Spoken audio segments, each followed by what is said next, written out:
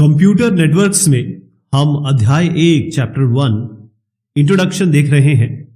इसमें हम बहुत ही फेमस किताब टेनेनबॉम द्वारा लिखी हुई इसको फॉलो कर रहे हैं। Examples of networks. नेटवर्क यानी कंप्यूटिंग डिवाइसेस का इंटरकनेक्शन, आपस में जुड़ाव। अब कंप्यूटर नेटवर्किंग या नेटवर्क्स, इसमें बहुत सारे अलग अलग तरीके के नेटवर्क्स हैं। कुछ बहुत बड़े हैं, पूरे विश्व को कवर करते हैं। कुछ बहुत छोटे हैं, जैसे पर्सनल एरिया नेटवर्क हो गया। सबके अलग अलग आयाम हैं, सबके अलग अलग लक्ष्य हैं, सबके अलग अलग गोल्स हैं। कुछ छोटे हैं, कुछ बड़े हैं, किसी को बढ़ाया जा सकता है, किसी को कम किया जा सकता है। तो ये सारे नेटवर्क्स में जो मेन नेटवर्क है उनकी हम चर्चा करेंगे। और सबसे इंपॉर्टेंट और सबसे पहले हम चर्चा करेंगे इंटरनेट की। ध्यान रखिएगा, इंटरनेट ये भी एक नेटवर्क है। इसकी चर्चा हम इसलिए कर रहे हैं कि ये आज सबसे ज्यादा नोन है। हम सब बात करते हैं, सब यूज करते हैं डेली बेसिस पे। तो इसकी हिस्ट्री क्या थी, कहां से इसकी शुरुआत हुई, कैसे ये इस शेप में आया, और इसके पीछे टेक्नोलॉजी क्या है, तकनीकी क्या है, प्रौद्योगिकी क्या है। इसके बाद हम चर्चा करेंगे मोबाइल फोन नेटवर्क की। जो आप मोबाइल यूज करते हैं उसमें कोई ना कोई सब्सक्राइबर आपका सर्विस होगी, वहां बात करते हैं, उसको पैसा देते हैं, वो मोबाइल फोन नेटवर्क है। और इसके साथ भी ये काफी जुड़ गया है क्योंकि मोबाइल सर्विस ही आपको अब डेटा देती है।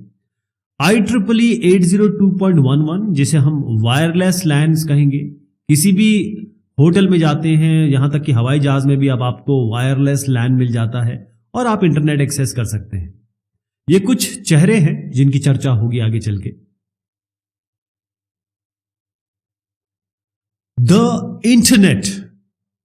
इंटरनेट ये एक बहुत बड़ा नेटवर्क है और ये नेटवर्क में बहुत सारे अलग अलग नेटवर्क जुड़े हैं।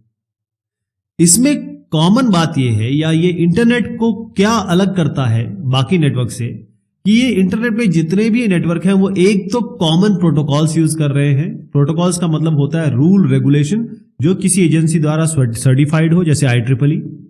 और कॉमन सर्विसेज ये दे रहे हैं, जैसे डेटा में क्या देंगे, डेटा सर्विसेज में वो आपको क्या देंगे। तो ये सारे नेटवर्क जो हैं ये किसी ने कोई प्लान नहीं किया है, यानी इंटरनेट को बनाया किसी ने नहीं है, किसी एक सिंगल ऑर्गेनाइजेशन ने नहीं बनाया है। और आज के जमाने में, आज के समय में अगर आप देखेंगे तो कोई कंट्रोल भी नहीं कर रहा है। ऐसा नहीं है कि कोई एक कंपनी है जो कंट्रोल करती है। शुरुआत हुई थी इंटरनेट की ARPANET से। यह ARPANET क्या है? देखिए, 1950 के जो दशक है उसके मैं एंड की बारे में बात कर रहा हूं। यहां पर यूनाइटेड स्टेट्स ऑफ अमेरिका यानी कि USA, ये जो आप यहां देख रहे हैं, और USSR, इसके दरमियान एक कोल्ड वॉर चल रहा था। एक तो नॉर्मल वॉर होता है जिसमें दो पक्ष लड़ाई करते हैं, एक होता है जिसमें लड़ाई हो रही होती है लेकिन ग्राउंड पे नहीं हो रही होती है, वो स्ट्रेटेजिक लड़ाई हो रही होती है, बैकग्राउंड में लड़ाई हो रही होती है, कई और तरीकों से लड़ाई हो रही होती है। तो जब कोल्ड वॉर अपने पीक पे था तो यूनाइटेड स्टेट्स ऑफ अमेरिका, वहां का डिपार्टमेंट ऑफ डिफेंस, हर एक कंट्री का एक डिफेंस डिपार्टमेंट होता है, तो यहां का जो डिपार्टमेंट ऑफ डिफेंस है वो ये चाहते थे कि एक ऐसा नेटवर्क बन जाए, अगर बाय चांस न्यूक्लियर वॉर हो, क्योंकि हिरोशिमा नागासाकी ये सब वहां पर न्यूक्लियर कार्यक्रम हो चुका था, तो अब यहां पर न्यूक्लियर वॉर अगर होता है तो हम ऐसा कमांड एंड कंट्रोल अपना सेटअप कर लें कि उससे इस वॉर से, इस न्यूक्लियर वॉर से नुकसान ना हो, यानी चीजें खराब ना हो, हम फिर भी वॉर कर सकें। तो यहां पर क्या हुआ कि जितने भी मिलिट्री वाले लोग थे या मिलिट्री कम्युनिकेशन था, डिपार्टमेंट ऑफ डिफेंस, और जितने भी मिलिट्री वाले अलग अलग विंग थे, वो सिंपल पब्लिक टेलीफोन नेटवर्क, जैसे हमारे यहां BSNL है, उस तरीके का टेलीफोन नेटवर्क ये यूज करते थे। लेकिन अब ये तो वल्नरेबल है क्योंकि ये तो पब्लिक डोमेन में है, मैं और आप सभी इससे बात कर रहे हैं। अब यहां पर ये जो चित्र आप देखेंगे ये एक उस जमाने के और आज का भी इसमें बहुत हद तक अगर जोड़ सकते हैं, पब्लिक टेलीफोन नेटवर्क है। पब्लिक टेलीफोन नेटवर्क में आप ये जो ब्लैक डॉट्स देख रहे हैं, ये वाले ये टेलीफोन स्विचिंग ऑफिसेज हैं और ये सारे कनेक्टेड हैं आपके किससे, यानी हर एक ये स्विचिंग ऑफिस जो है, ये जैसे बड़ा जो हो गया आपका, ये टोल ऑफिस कह दिया आपने, ये स्विचिंग ऑफिस कह दिया, ये आपके सब्सक्राइबर हो गए। कहने का तात्पर्य ये है कि पूरा का पूरा कनेक्शन जो था, ये लोग जो यूज कर रहे थे, वो एक पब्लिक डोमेन में था, हर आदमी उसे यूज कर रहा था। तो वहां पर वल्नरेबिलिटी आ जाएगी। इसका मतलब ये है कि डिफेंस के लिए तो कुछ अलग चाहिए ना भाई। कोई अगर आपकी चीजें सुन ले या ब्रीच कर दे या पूरा का पूरा सेटअप तोड़ दे तो नुकसान हो जाएगा। ये जो स्विचिंग ऑफिस थे, जैसे ये स्विचिंग ऑफिस है, स्विचिंग ऑफिस को आप जोड़ दीजिए आपके टोल ऑफिस से, तो एक तरीके का ये नेशनल हायरार्की बन गया था। पूरे के पूरे यूएस में, यूनाइटेड स्टेट्स में ये पूरा का पूरा एक सेटअप फैला हुआ था ताकि लोग फोन पे बात कर सके। अब बाय चांस ये टोल ऑफिस को तोड़ दिया जाए या इस स्विचिंग ऑफिस को तोड़ दिया जाए या इसको नुकसान पहुंचा दिया जाए, तो इससे क्या होगा कि बाय चांस अगर कोई, क्योंकि यूनाइटेड स्टेट्स में कई आइलैंड्स भी आते हैं जहां पर मिलिट्री सेटअप थे, तो पेंटागन जो कि एक संस्थान कह सकते हैं, वैसे ये पेंटागन शेप में बना हुआ है, लेकिन ये संस्थान है जहां से कमांड एंड कंट्रोल होता है, सारा का सारा चीजों का प्रबंधन होता है। अगर ये सब चीजें तोड़ दी जाएंगी जो कि आर्मी मिलिट्री ये भी यूज कर रही है, नॉर्मल पब्लिक भी यूज कर रही है, तो अगर ये तोड़ देंगे तो काम नहीं चलेगा, सब सारा का सारा कम्युनिकेशन मिलिट्री का बैठ जाएगा।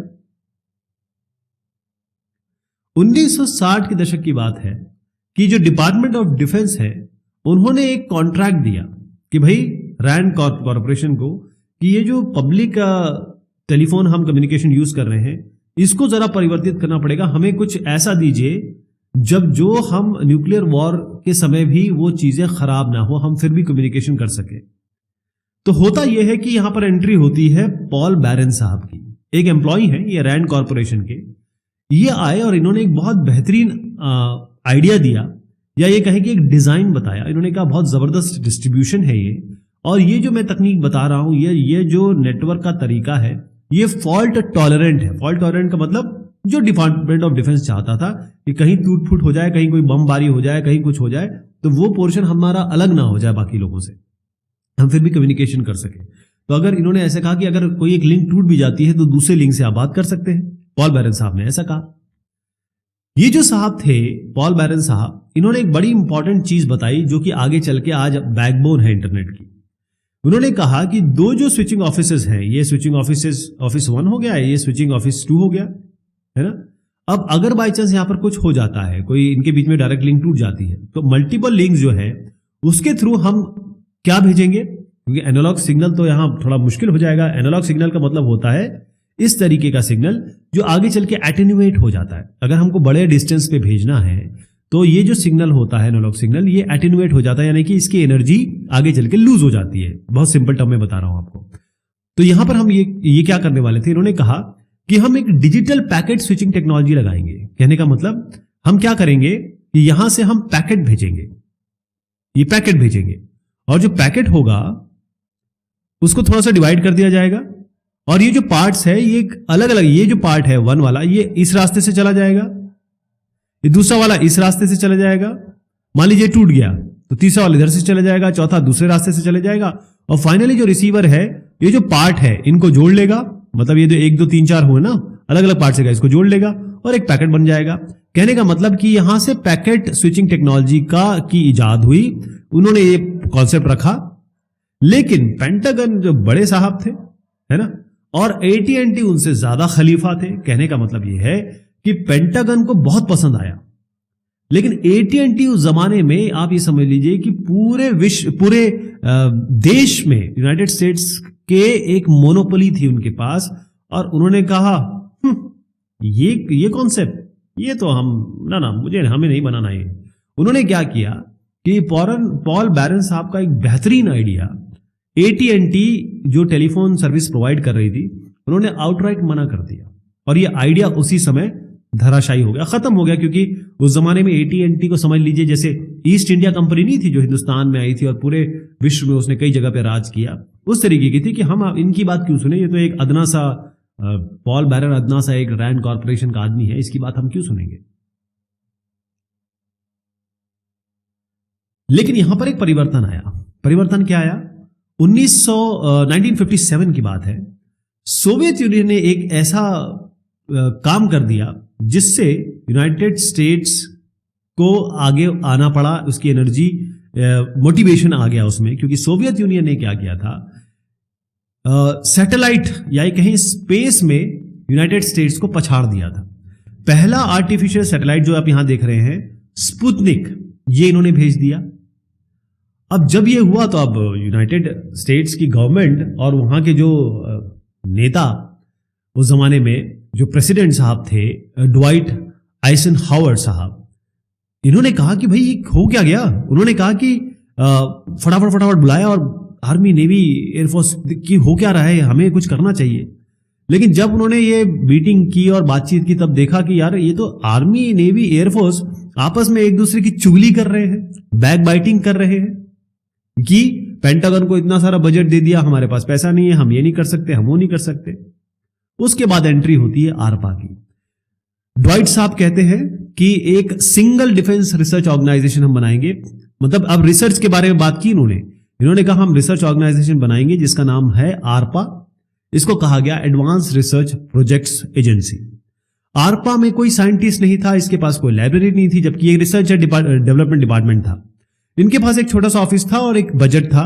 और ये क्या करते थे, इनका काम ये था कि जो भी, जैसे ये यूनिवर्सिटी है, यूनिवर्सिटी 1, ये यूनिवर्सिटी 2 या कोई अच्छी कंपनी है, अब इनका एक बेहतरीन आइडिया है, बहुत बेहतरीन आइडिया, इनका भी कोई आइडिया है, तो ये क्या करते थे आरपा वाले लोग, ये इनको फंड करते थे कि हम पैसा दे रहे हैं, हमको ये आइडिया पसंद आ रहा है, इस पे आगे काम करो। जो भी आइडिया इनको अच्छा लगता था, कोई यूनिवर्सिटी से निकल के आ रहा है, कोई कंपनी से निकल के आ रहा है, उसको ये पैसा देते थे। ये साहब को देख लीजिए, इनका नाम बार बार आने वाला है। 1967 की बात है। ये जो साहब है लैरी रॉबर्ट साहब, ये प्रोग्राम मैनेजर थे आरपा के, जो मैंने अभी आपको बताया।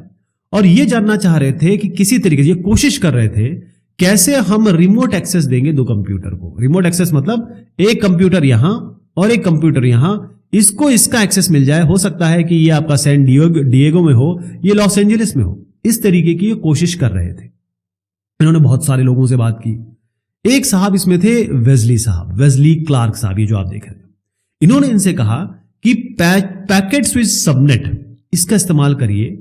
और यहां पर क्या है कि connecting each host to its own router, मतलब हर एक तरीका जो हमने स्विच इथरनेट में भी देखा, उस तरीके की बात इन्होंने की कि पैकेट स्विचिंग का इस्तेमाल करो पहले तो आप, है ना, और उस तरीके का सबनेट बना के, कम्युनिकेशन नेटवर्क बना के आप होस्ट से उस होस्ट को किसी राउटिंग डिवाइस से या किसी स्विच से या किसी ऐसे डिवाइस से कनेक्ट करो जिससे ये काम हो पाए। वेजली क्लार्क साहब ने ये आइडिया दे दिया। अब रॉबर्ट साहब ने ये आइडिया फटाफट ले लिया और ये इन्होंने, क्योंकि ये वैज्ञानिक साहब थे, ये प्रोग्राम मैनेजर थे, इन्होंने कहा एसीएम, एक SIGOPS एक सिंपोजियम हुआ ऑपरेटिंग सिस्टम प्रिंसिपल्स का, ये ग्लैटनबर्ग टेनेसी में हुआ। वहां पर इन्होंने यही जो आइडिया था, जो ये कोशिश कर रहे थे, वो आइडिया इन्होंने प्रेजेंट कर दिया। अब इनको बड़ा सरप्राइज लगा। जैसे ये गए ग्लैटनबर्ग टेनेसी में, ये देखते क्या है कि एक ये जो काम मैं दिखा रहा हूं ये तो ऑलरेडी हो चुका है। रॉबर्ट का सरप्राइज ये था कि ये जो साहब आपको दिख रहे हैं डोनाल्ड डेविस, ये ऑलरेडी NPL में, जो कि इंग्लैंड में है, वहां पर ये जो रिसर्च पेपर प्रेजेंट कर रहे हैं वो ऑलरेडी इंप्लीमेंट कर चुके हैं। उन्होंने कहा यार ये कैसे हो गया। और सबसे बड़ी बात कि वो कोई नेशनल, इन्होंने कोई डिफेंस के लिए नहीं किया था, इन्होंने केवल ये किया था कि जो NPL है, नेशनल फिजिक्स लेबोरेटरी, उसके कंप्यूटर्स को कनेक्ट कर दिया था आपस में केवल NPL कैंपस में। और सबसे बड़ी बात, इन्होंने पॉल बैरन साहब, आपको याद है पॉल बैरन साहब जिनका आइडिया AT&T ने बिल्कुल खारिज कर दिया था, उनके काम को इन्होंने साइट किया, इनको बताया कि भाई हमने वो काम इनका जो आइडिया था उसके हिसाब से ही किया है। अब रॉबर्ट साहब ने कहा, ये जैसे ही ग्लैटनबर्ग से वापस आए, इन्होंने कहा कि अब मुझे बनाना है कुछ, और जो इन्होंने बनाया वो आगे कहा गया ARPANET। ARPANET को आप पिताजी भी समझ सकते हैं इंटरनेट का। यहां पर ये जो साहब हैं, इनको बहुत ध्यान से देखिएगा क्योंकि इनका नाम आगे आने वाला है। बहुत बहुत इंपॉर्टेंट आदमी है ये। प्लान क्या था इनका, लैरी रॉबर्ट साहब का, किस तरीके से उन्होंने ARPANET के बारे में बात की। उनका ये प्लान था कि जो सबनेट है, यानी कि कम्युनिकेशन नेटवर्क है, इसमें होंगे मिनी कंप्यूटर्स। ये आप देख रहे हैं, ये लिखा हुआ है, ये है IMPs, इंटरफेस मैसेज प्रोसेसर्स। अब इनको कनेक्ट किया जाएगा एक ट्रांसमिशन लाइन से, ट्रांसमिशन लाइन वायर ही होगा, है ना। तो IMPs जो होंगे वो ट्रांसमिशन लाइन से कनेक्टेड होंगे। वो 56 kbps की बात थी, kbps किलो बिट पर सेकंड है।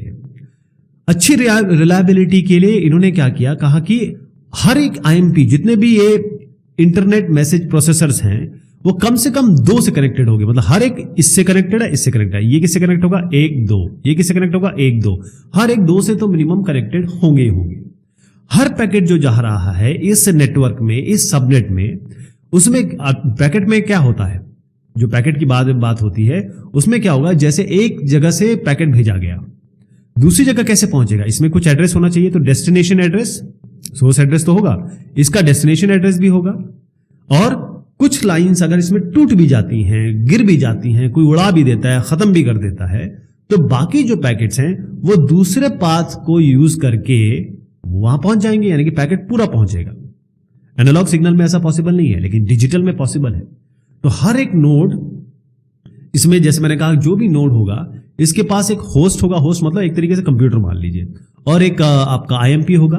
तो जितने भी नोड्स होंगे इसमें, हम जिस भी नोड्स के बारे में बात कर रहे हैं, ये एक बहुत बड़ा चित्र है। ये ARPA का नेटवर्क का लॉजिकल मैप है, 1973 के बारे में मैं बात कर रहा हूं, है ना। तो मतलब कहने क्या मतलब, एक ही कमरे में एक नेटवर्क बनाया, हर एक नोड के पास एक IMP होगा और एक होस्ट होगा।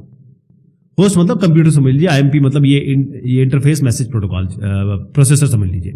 और इसमें क्या होगा, इन्होंने जो पहली स्कीम बताई, उन्होंने ये कहा कि, या डिजाइन किया कि मैसेज जो होंगे 8063 बिट्स ये जाएंगे, और इसको हम ब्रेक कर सकते हैं, अलग अलग भाग में ब्रेक कर सकते हैं। पैकेट का मतलब ये है कि छोटे छोटे भाग में डिवाइड करें।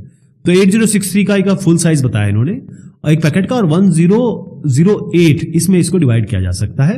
और जैसे हमने ये पूरा का पूरा है आपका 8063 का, ये एक पार्ट हो गया, 1008 का ये दूसरा पार्ट हो गया, तीसरा पार्ट हो गया, ये इंडिपेंडेंटली जाएगा, ये इंडिपेंडेंटली जाएगा, और ये सब जाके जो डेस्टिनेशन होगा वहां जाके मिल जाएंगे। ये कहानी थी सारी।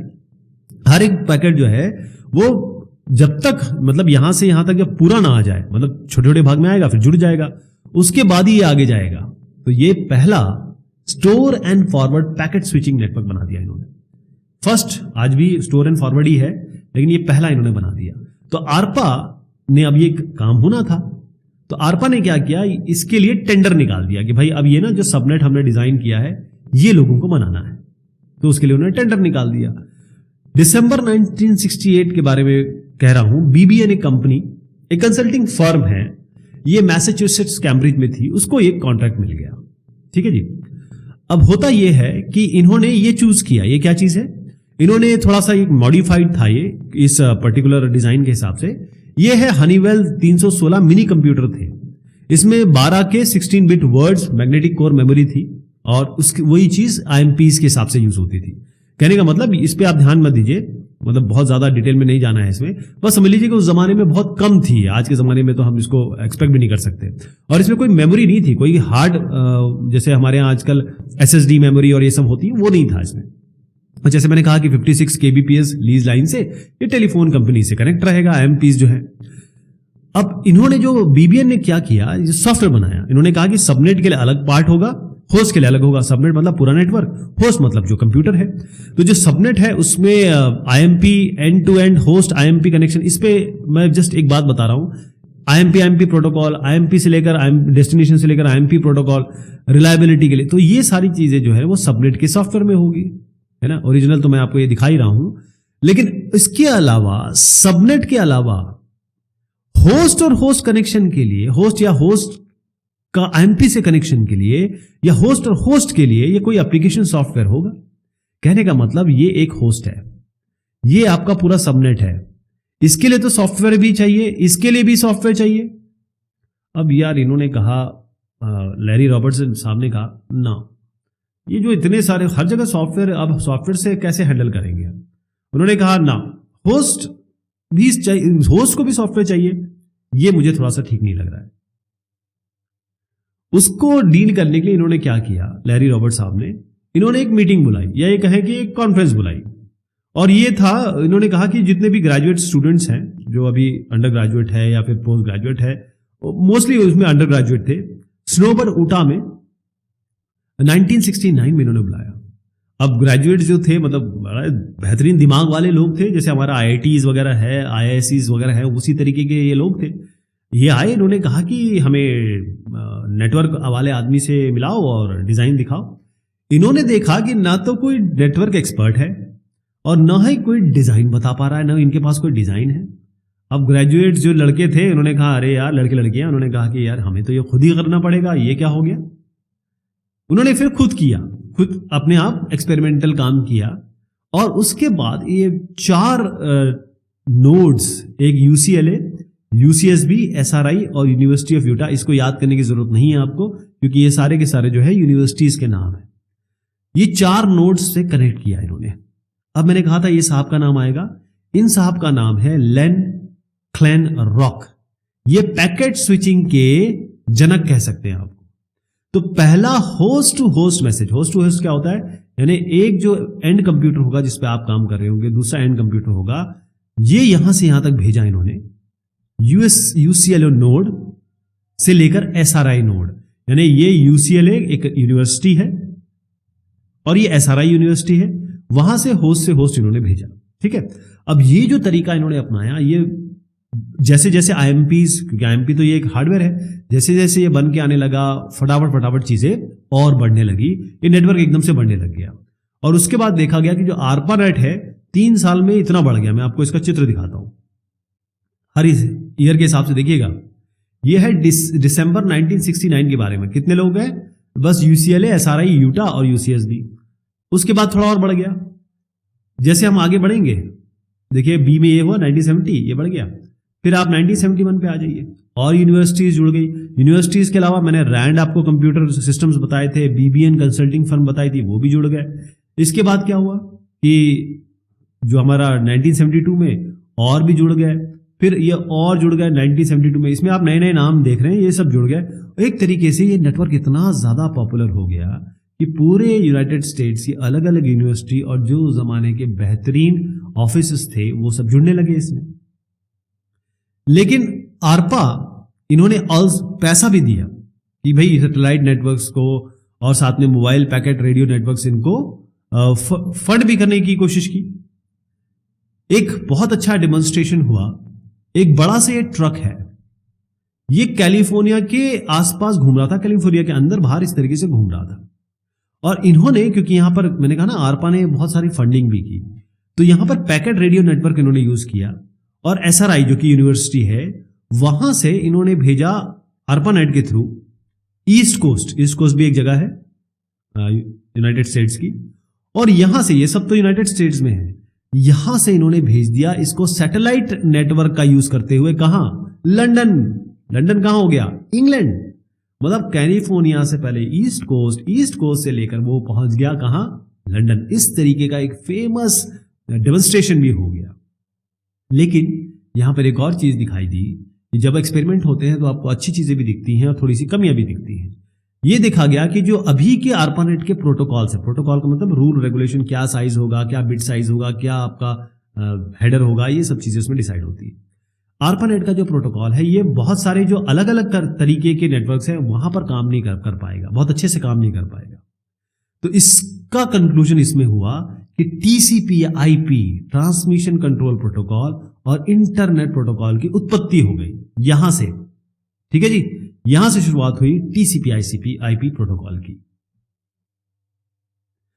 अब TCP/IP को और आगे बढ़ाने के लिए ARPA ने क्या किया, इन्होंने बहुत सारे कॉन्ट्रैक्ट दिए, क्योंकि TCP/IP इंप्लीमेंट करना था अलग अलग कंप्यूटर प्लेटफॉर्म में, या फिर अलग अलग जो डिवाइसेस हैं, कंप्यूटिंग डिवाइसेस हैं, नेटवर्किंग डिवाइसेस हैं। तो इसमें IBM को, DEC को, HP को, बर्कली यूनिक्स को, इन सबको दे दिया इन्होंने कॉन्ट्रैक्ट। IBM HP तो आज भी सुनते हैं, इसके कंप्यूटर हैं आपके पास, इसके लैपटॉप है आपके पास। अब यहां पर हम आते हैं स्पेशली बर्कली यूनिक्स पे। यहां पर क्या हुआ कि जो रिसर्चर थे यूनिवर्सिटी ऑफ कैलिफोर्निया, बर्कली एक जगह है, यूनिवर्सिटी ऑफ कैलिफोर्निया एक यूनिवर्सिटी है, यहां पर ये लोग TCP/IP को दोबारा लिख रहे थे, या दोबारा एक नया प्रोग्रामिंग इंटरफेस बना रहे थे।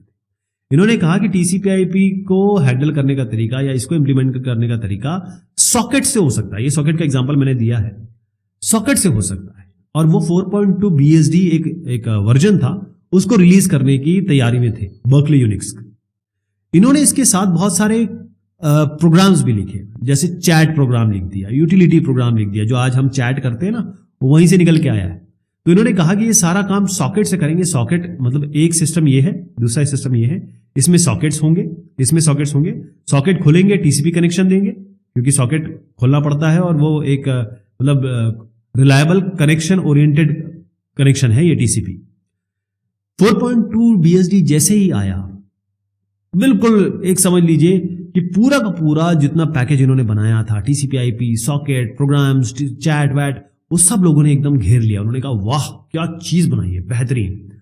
तो टीसीपी आईपी के साथ बहुत आसान हो गया कि ARPANET लैंस के साथ कनेक्ट हो सके, और उसके साथ जैसी जैसी लोकल एरिया नेटवर्क या और नेटवर्क ARPANET के साथ जुड़ने लगे, मिड 1970s में इसकी बाढ़ आने लगी। NSF नेट ऐसा हुआ कि जैसे ही ARPANET बहुत पॉपुलर हो गया, तो 1970 के जो आखिरी साल है इस दशक के, यहां पर NSF यानी कि नेशनल साइंस फाउंडेशन, अमेरिका के बारे में बात कर रहा हूं मैं, इन्होंने देखा कि ARPANET में तो बड़ा जबरदस्त पोटेंशियल है, ये तो बहुत बढ़िया नेटवर्क है, बहुत अच्छे से काम हो रहा है। लेकिन एक इसमें इनको समस्या ये देखी कि अगर ARPANET से अगर आपको कनेक्ट होना है, तो डिपार्टमेंट ऑफ डिफेंस के साथ रिसर्च कॉन्ट्रैक्ट जिन जिन यूनिवर्सिटीज का है, मतलब ये यूनिवर्सिटी का कॉन्ट्रैक्ट इसके साथ है, या कोई ऑफिस है, कोई कंपनी है, उसका डिपार्टमेंट ऑफ डिफेंस के साथ कॉन्ट्रैक्ट है, तभी आप ARPANET से कनेक्ट हो सकते हैं। ये चीज NSF ने देखी। इन्होंने कहा ऐसा करते हैं कि हम ARPANET का एक सक्सेसर बनाते हैं, और हम कोशिश ये करेंगे कि जो हम आगे ARPANET को बढ़ा रहे हैं, उसी तरीके की चीज बना रहे हैं, उसमें जितनी भी यूनिवर्सिटीज हों, चाहे कोई भी यूनिवर्सिटी के रिसर्च ग्रुप हो, वो सारे के सारे इसमें कनेक्ट हो सके।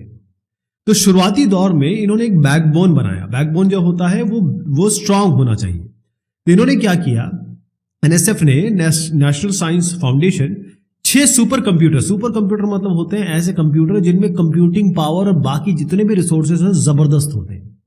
तो 6 सुपर कंप्यूटर इन्होंने लगाए, और वो अलग अलग जगह है, San Diego, Boulder, Champaign, Pittsburgh, Ithaca और प्रिंसटन। तो यहां पर आप देख भी रहे हैं कि इस तरीके के 6 इन्होंने यहां पर लगा दिए। चलिए साहब, ये बात हो गई। हर एक सुपर कंप्यूटर के साथ, क्योंकि 6 सुपर कंप्यूटर थे, हर एक के साथ एक कंप्यूटर लगाया इन्होंने, जिसको इन्होंने नाम दिया फज बॉल। क्या नाम दिया? द फज बॉल, जो कि इस तरीके से दिखता था।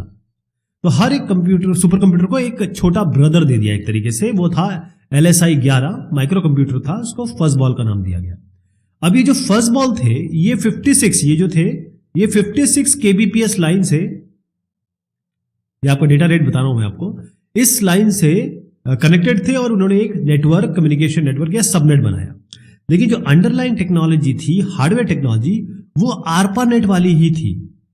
सॉफ्टवेयर टेक्नोलॉजी लेकिन थोड़ी सी परिवर्तित हो गई। ये जो फज बॉल है, ये शुरुआत से ही TCP IP पे बात करता था, उस प्रोटोकॉल पे ही काम करता था ये। इसका मतलब जो NSF नेट है, वो एक पहला TCP IP वैन बन गया, पूरे देश के लिए है, इसीलिए हम इसको वैन कह रहे हैं, वाइड एरिया नेटवर्क। NSF ने क्या किया, बहुत सारी कंपनीज को, बहुत सारे लोगों को फंड किया, और इन्होंने ये कहा कि जितने भी रीजनल नेटवर्क हैं, जितने भी नेटवर्क विद्यमान हैं, वो इस कंप्यूटर, सुपर कंप्यूटर को एक्सेस कर सके, और आपस में भी ये रीजनल नेटवर्क कम्युनिकेट कर सके। और जब ये नेटवर्क बना दिया गया, ये रीजनल नेटवर्क भी जुड़ गए, तो इसी को नाम दिया गया NSF net, national science foundation network. ये कैसा, ये ARPANET से भी कनेक्टेड था। ARPANET से कैसे कनेक्टेड था?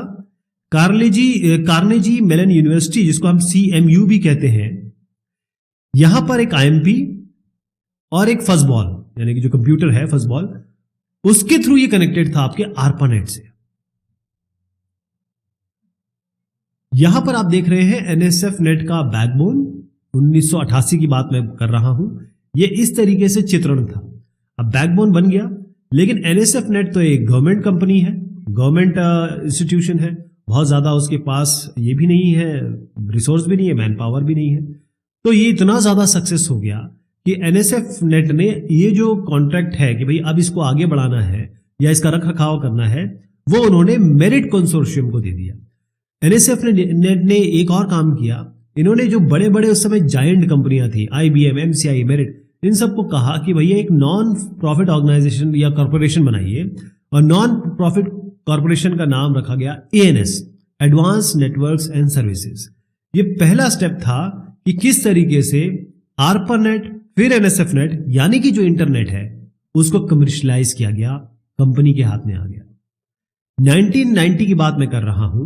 ANS ने फाइनली इस NSF नेट को ले लिया और 1.5 Mbps की जो लिंक्स थी उनको बढ़ा के 45 Mbps कर दिया, और इसी को कहा गया ANS नेट। पहले ARPANET, NSF नेट, अब ANS नेट।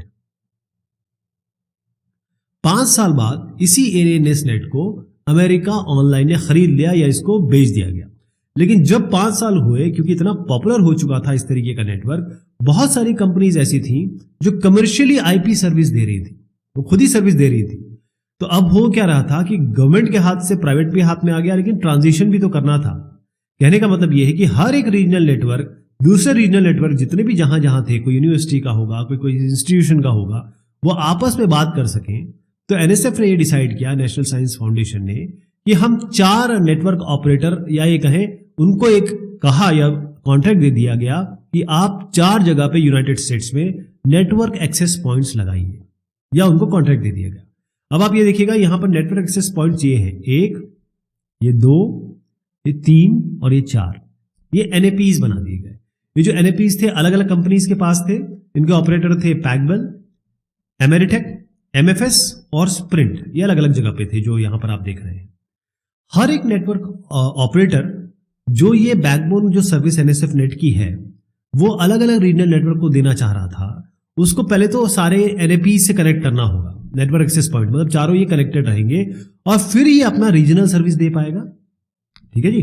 अब रीजनल सर्विस देना है, इसका मतलब इसको हर आदमी ये चाह रहा था कि बहुत सारे लोग जुड़ जाए, बहुत सारे लोग जुड़ जाए। तो बेसिकली अब ये फाइट हो गई कि ये 4 कंपनियां मैक्सिमम लोग जुटाने की कोशिश करने लगे। तो यही से सर्विस और प्राइस का कहें कि उद्गम हुआ और यहीं से कमर्शियलाइजेशन की शुरुआत हो गई। इस तरीके से इंटरनेट का हम आज जो सिचुएशन देखते हैं वो है।